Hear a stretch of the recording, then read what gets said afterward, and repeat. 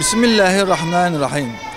Mersin Umut Kervanı olarak muhtaç aileler, öğrenciler, yetim çocuklar yararına düzenlemiş olduğumuz kermesimiz bugün itibariyle başlamıştır. İnşallah 3 gün boyunca devam edecek.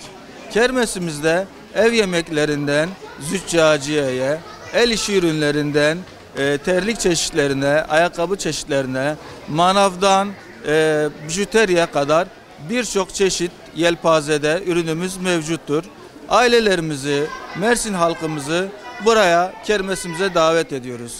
Ailelerimiz buradan yapacakları alışverişle hem evlerinin ihtiyaçlarını karşılayacaklar hem de mağdur, muhtaç, yetim çocuklara bu vesileyle yardımda bulunmuş olacaklar.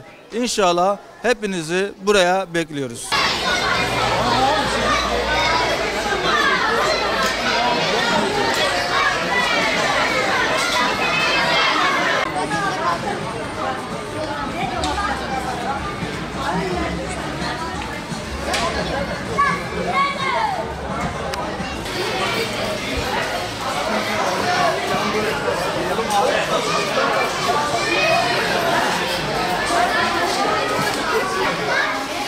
Bize başlayalım.